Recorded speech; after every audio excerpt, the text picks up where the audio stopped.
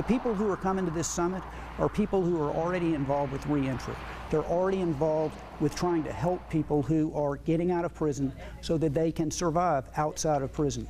2/3 of the people who get out of either state or federal prison within 3 years go back to prison. That's something that we have to stop. And the way we stop it is to find ways to get them jobs, to get them mental health treatment, and to do other things to give them a life beyond prison. I've prosecuted literally hundreds and hundreds, thousands of people in connection with a whole variety of crimes. And those people get out of jail. And they get out of jail and then they go back to jail. And many times it's not their fault that they go back to jail, because when they get out, they don't have something set up so that they can continue, they can have a life. We have to stop this. You know, the answer is not just to have more jails. We have to have a way to give these people a way to have a life. Everybody that works is part of it. If we don't educate our people, the streets will educate them. And in many times, we are sorry for what the streets do to them, but it's too late after they're already incarcerated. Their hope, their inspiration, their future, they see no light at the end of the tunnel. And what we would like to do is to maybe give them a glimpse of what that light may look like by giving them an opportunity to choose between working for themselves in an environment where everybody is equal. They have say-so of what it is that they're going to be doing, along with they're going to have a say-so of what's being done with the profits of their labor. That's my passion, to keep them outside, give them a future. Who do you represent? One of the things that we like to do is to try to help people get a new direction in life. A lot of people have given up on themselves, and they need someone to come along and kind of pick them up and get them in the right direction. If you touch just one person out of all of that group, it's worthwhile. It makes you think that you've accomplished something. You've left your fingerprint on people.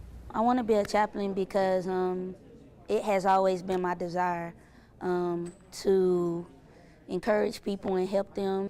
The information that was given to me is that basically, in spite of where I come from, is nothing that I can't do. My job in life is to always facilitate the needs of others and to be helpful.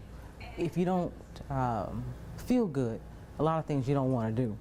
And so when I'm talking about feeling good, I'm talking about all of the aspirations that one has to raise a family, aspirations of getting a job and keeping it, aspirations of interacting with family and friends. If you don't feel good, then you don't want to do that. Like I said, I did 7 years. 2 months before I got ready to come home, they got to talking about DOC, didn't run my time together. I got a chance to scrape some memory for when I was incarcerated. You know, you got some people that believe that we're not good for nothing and that we're gonna go back. And that you know that, hey, they ain't gonna be able to get no good jobs. But you do gotta sell yourself, what I heard them say today. I think it starts with us. You know, I've been home 10 years.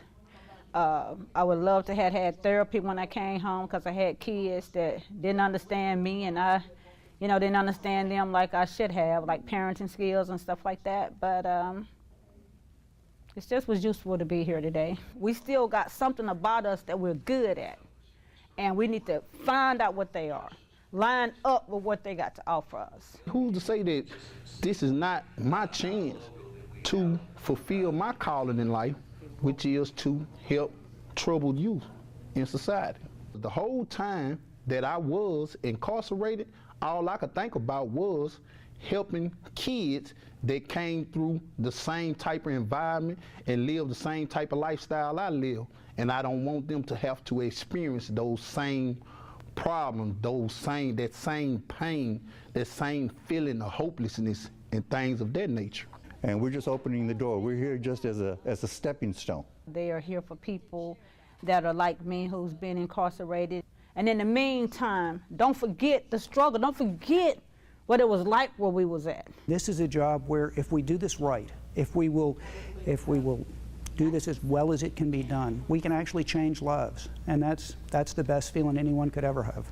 For me to hear that from somebody that at one time, quote unquote, we was on the opposite sides of the fence, and for me to embrace that and take that knowledge in goes to show you that anything's possible.